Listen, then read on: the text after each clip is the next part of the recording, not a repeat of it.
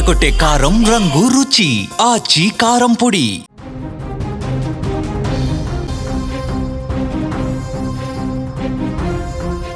అప్పటి వరకు ఆ ప్రాంగణమంతా ఆ చిన్నారి నవ్వులతో సందడిగా ఉంది. అమ్మా నాన్నల కళ్ళెదుటే ఆ బుజ్జాయి కేరింతలు కొడుతూ ఆడుకుంటున్నాడు. కానీ విధి ఆడిన వికృత క్రీడలో ఒకే ఒక్క క్షణం ఆ పసివాడి ప్రాణాలను బలి తీసుకుంది.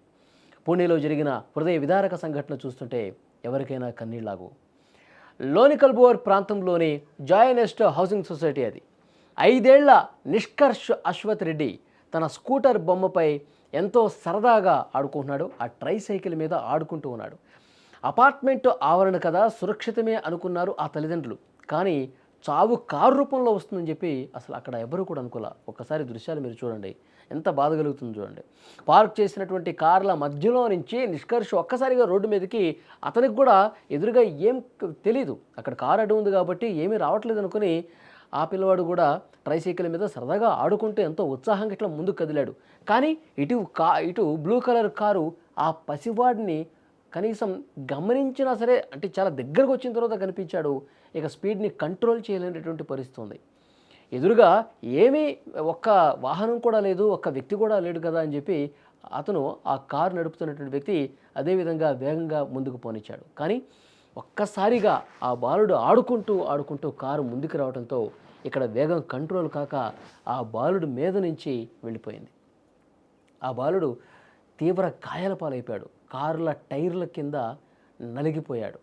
హుటాహుటిన అక్కడ ఉన్నటువంటి, ఇక్కడ చూడండి వీళ్ళందరూ కూడా ఎంత ఎంత బాధపడుతున్నారు, ఎంత భయపడిపోయారు ఆ ఘటన చూసి. ఒక్కసారిగా ఆ పిల్లలు, అక్కడ ఉన్నటువంటి ఫ్యామిలీ మెంబర్స్ అందరూ కూడా భయాందోళనకు గురైపోయారు. అసలు ఏం జరిగిందో అర్థం కావట్లేదు. ఆ బాలుడికి సంబంధించిన కుటుంబ సభ్యులు, వాళ్ళకి సంబంధించినటువంటి వాళ్ళు, ఆ అపార్ట్మెంట్లో అక్కడ ఉన్నటువంటి స్థానికులు అందరూ కూడా చాలా అంటే చాలా భయపడిపోయారు. అందరూ షాక్లో ఉండిపోయారు.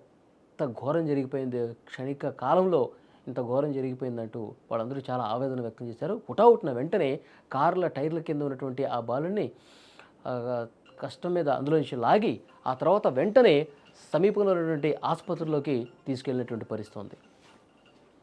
సీసీటీవీ కెమెరాలో రికార్డ్ అయిన ఆ దృశ్యాలు చూస్తుంటే వెన్నులో వణుకు పుడుతుంది. కారు కింద పడి ఆ చిన్నారి విలవెల్లాడుతుంటే అది చూసిన తల్లిదండ్రులు ఆర్తనాదాలు ఆకాశాన్ని తాకాయి. అప్పటి వరకు నవ్వుతూ ఆడుకున్న బిడ్డ విగతజీవిగా పడి ఉండటం చూసి ఆ తల్లి గుండె చెరువైంది.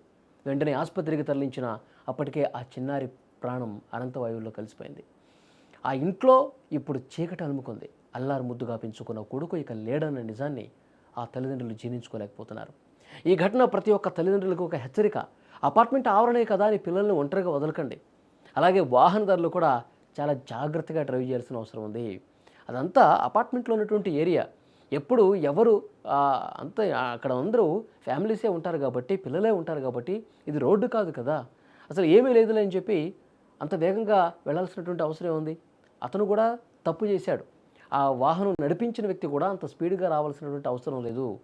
అతను కూడా అజాగ్రత్తగా నిర్లక్ష్యంగా డ్రైవ్ చేసినటువంటి పరిస్థితి. పాపం ఆ పిల్లవాడికి తెలియదు, రోడ్డు అంతా ఎదురుగా నాకు ఖాళీగానే కనిపిస్తుంది కదా అని ఆడుకుంటూ ఉన్నాడు. ఇంటి ఆవరణలో కింద ఆడుకుంటూ ఉన్నాడు. కానీ ఈ విధంగా మృత్యువు కబళిస్తుందని చెప్పి ఎవరు ఊహించలా. తల్లిదండ్రులు కూడా చాలా దగ్గరలోనే ఉన్నారు. ఒక పక్కన కింద తల్లిదండ్రులు ఉన్నారు, ఈ పిల్లవాడు ఇక్కడ చాలా దగ్గరగా ఆడుకుంటూ ఉన్నాడు. కానీ కారు ఇంత వేగంగా వచ్చి కొట్టేస్తుందని చెప్పి ఊహించలా. కాబట్టి అపార్ట్మెంట్ నివాస ప్రాంతాల్లో డ్రైవింగ్ చేసేటప్పుడు చాలా జాగ్రత్తగా ఉండాలని చెప్పి ఈ ఘటన రుజువు చేస్తుంది. మీ అజాగ్రత్త ఒక నిండు ప్రాణాన్ని బలి తీసుకోవటమే కాదు, ఒక కుటుంబాన్ని కూడా కోలుకోలేని విషాదంలోకి నెట్టేసింది.